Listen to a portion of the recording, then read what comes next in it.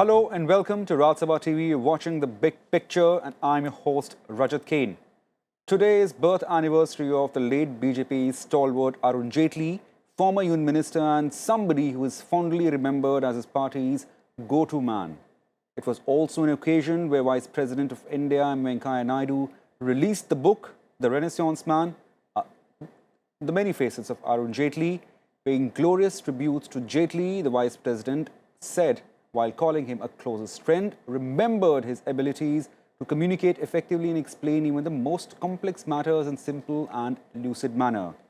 A lawyer par excellence, Jailtley was at the forefront in investigations into Bofors scandal, besides very often enlightening the parliament on subjects of law in his numerous debates and interventions. Not just his party colleagues, Arun Jaitley commanded huge respect across the political spectrum, especially among the opposition.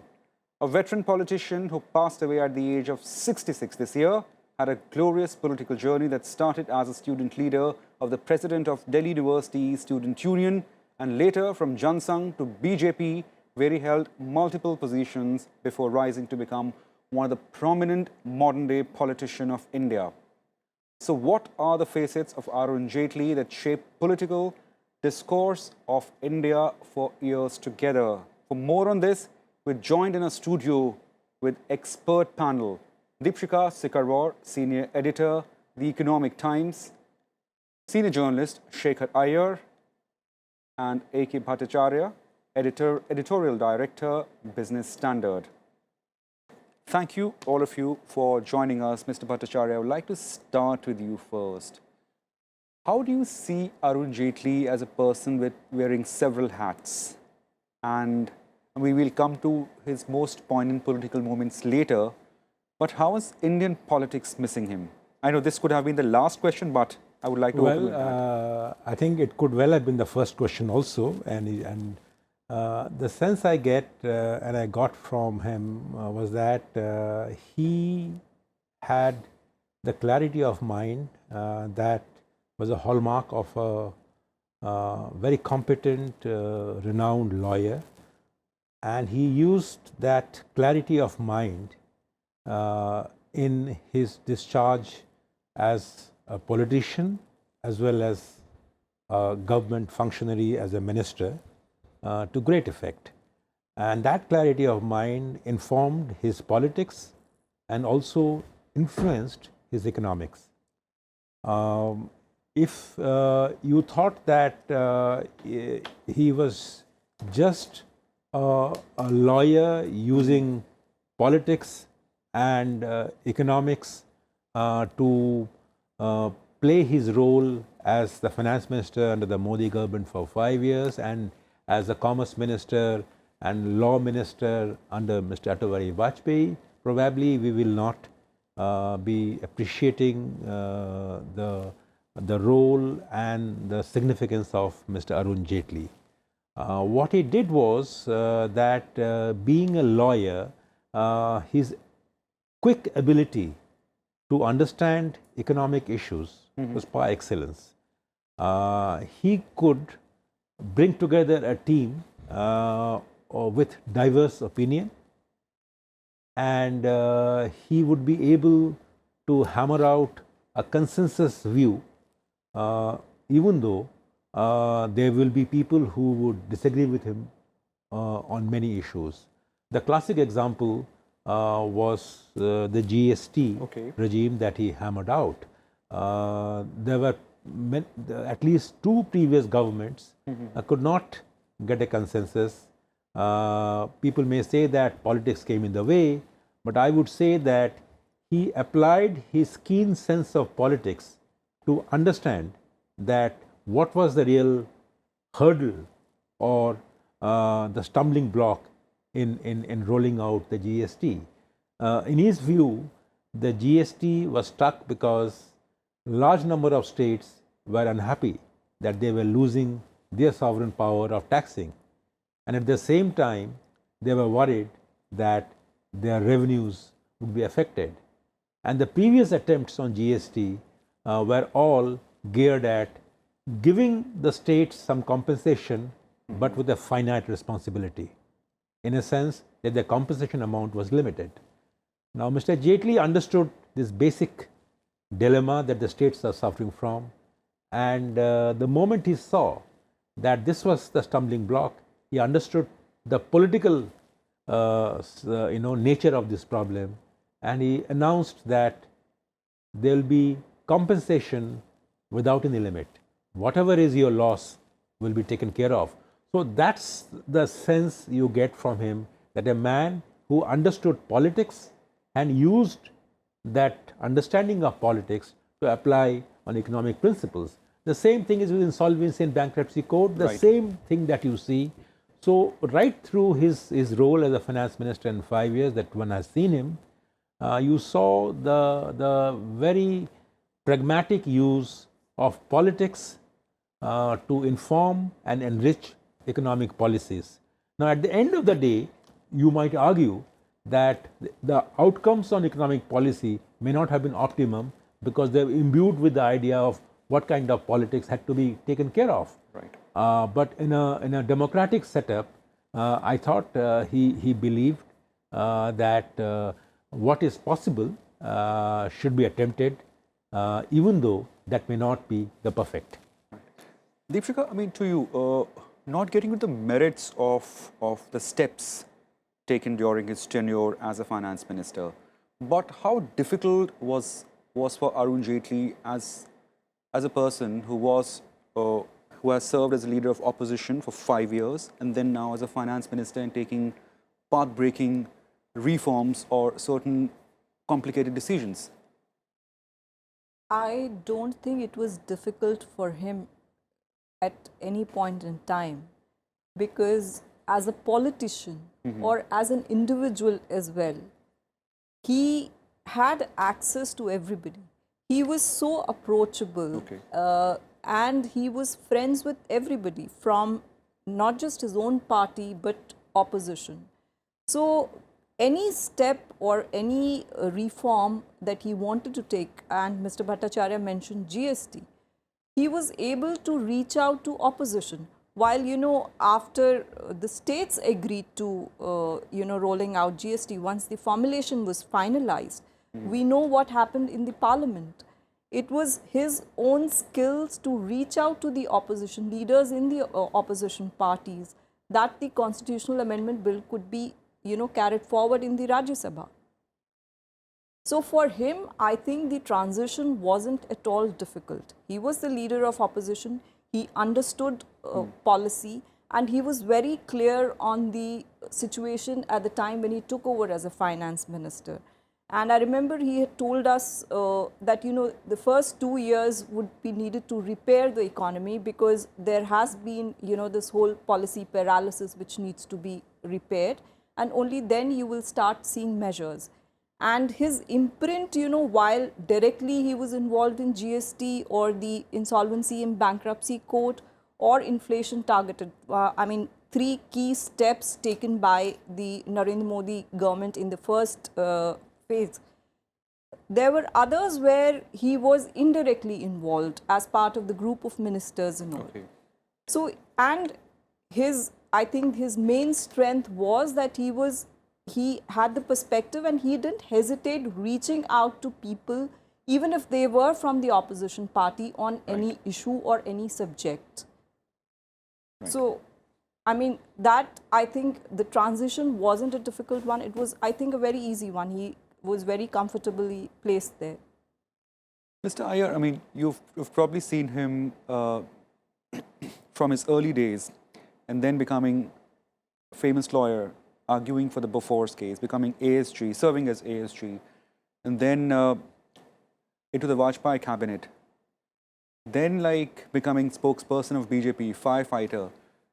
Which, as per you, would you, in several of the facets, which you think is most important that defined his entire persona?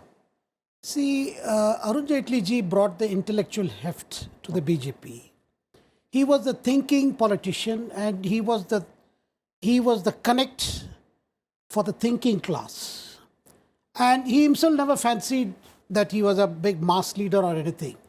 He always thought that by engaging in samvad, by engaging in dialogue, that one can always have, civil disagreements, and also look for areas where the agreements are possible.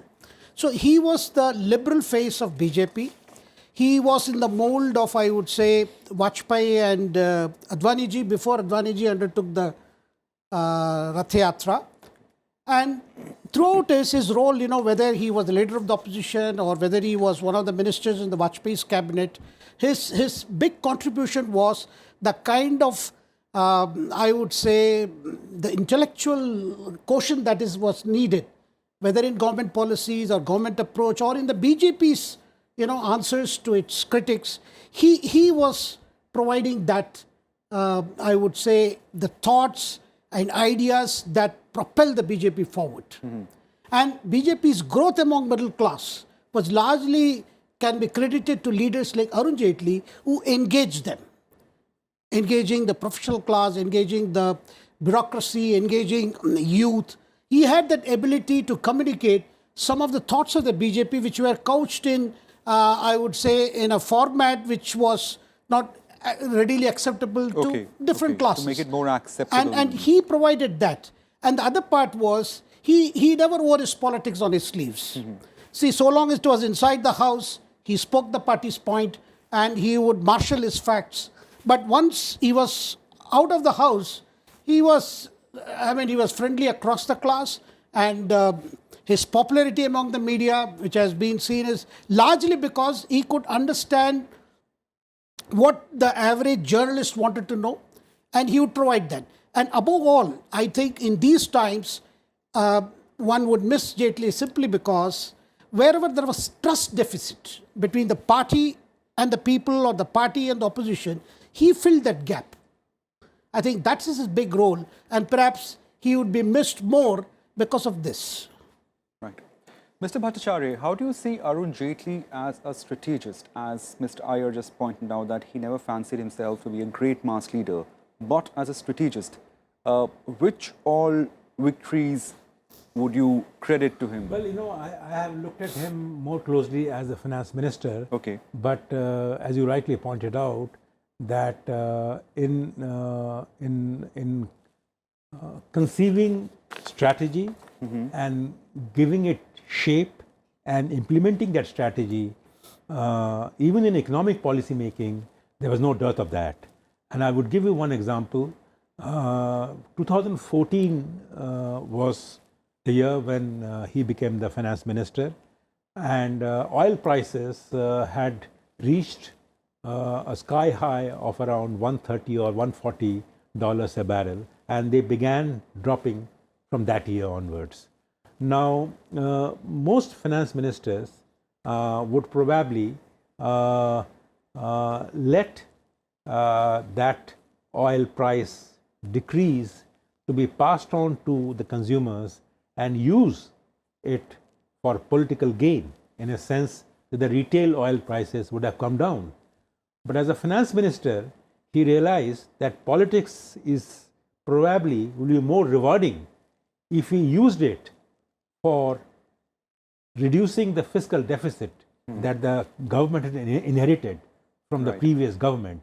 So what you saw for the next 2 years is that a gradual reduction of fiscal deficit, which was largely made possible because of the retail oil prices being raised through higher taxes, which was possible because the international crude oil prices were coming down. So this went on for 2 years, and he repaired the fiscal situation. He used the international crude oil price situation for a domestic fiscal consolidation program. I think nothing could be a bigger proof of his ability to craft an economic strategy with understanding of politics. Now, when this strategy met with some resistance, because the opposition got together and said that, well, international crude prices are coming down, but domestic prices are still going up or not coming down by the same margin, he made a tactical retreat again. He said, okay, let us concede some retail oil price reduction. So what I could make out from his his approach to economic policy making is that he never gave up the importance of strategy. One more example on GST. Now, there was this issue about the BJP ruled states had wanted a manufacturing tax of 1%, which could have led to a bigger damage to the design of the GST as it is now. Now, I think goes to his credit the manner in which he negotiated with BJP ruled states like Gujarat and Madhya Pradesh and even Maharashtra, who were wanting that manufacturing tax to protect the revenues of states which are predominantly manufacturing. Now, I think he realized that the GST design will be even more flawed. So, therefore, he used his own understanding of that economic need. Right. And he used a strategy of consultation, and he did that. So, I think his understanding of economics and his understanding of politics was rich because he knew the importance of strategy. Right. If I could just add to what Mr. Bhattacharya said, you know, if you look at the architecture of GST, Arun Jaitley's strategist thinking, the strategic thinking came into play there. Petroleum, the states weren't ready to bring it within the GST ambit. But he ensured that it was part of the constitutional amendment so that, you know, later whenever there is an agreement on the issue, you don't have to again, you know, go through the whole process. So it was just the decision was left to the GST Council. So he thought, he had the foresight to think that, you know, this could be, again, it could run into a lot of problems. So let's put it right there now. And it took a lot of convincing of the states at that time, but then he made it happen. Just one more thing I need to ask you. I mean, another step that is attributed to him is the insolvency and bankruptcy code. How far-reaching that reform do you rate? I mean, in terms of like, is it like, was it waited for long? The IBCs. I think it was one of the more effective reforms taken by the Narendra Modi. The three big steps which I said, the GST, IBC, inflation targeting. And IBC has now, it's showing its results. You've seen this whole cleanup of the banking system which has begun to happen. There is fear in the promoters now that if they don't pay up, despite having funds, they are going to lose their companies. So it is, I mean, it is aimed at a far-reaching, you know, reform of the whole lending culture. The whole culture is sort of now undergoing this change. So IBC was a huge step for this government when it took, and Arun Jaitley designed it at that time. And he was very clear because banks were laden with NPAs, and we've begun to see results now.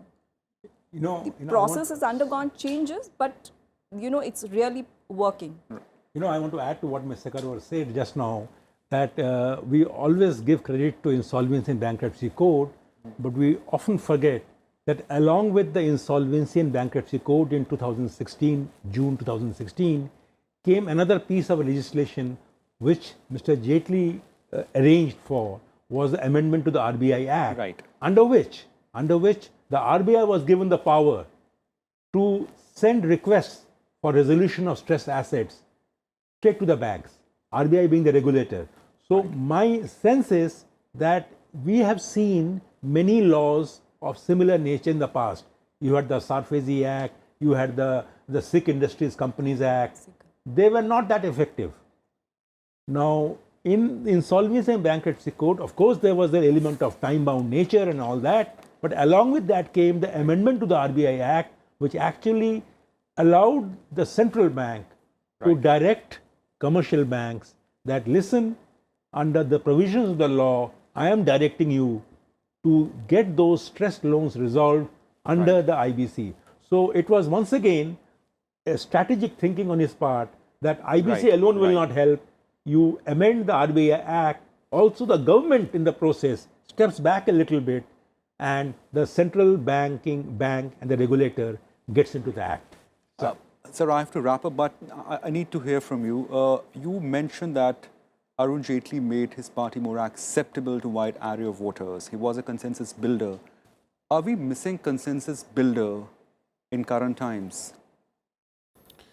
Yeah, I would say that more than a consensus builder, I think he was somebody who could fill the trust deficit. You see, because there were many issues in which consensus could not have been built in the last, say, 5 years, whether it was demonetization or bankruptcy code, or you brought the property thing, you know, the REDA Act. There were a lot of areas where it was, you know, the Prime Minister Modi's plan to revamp and do that cleanup.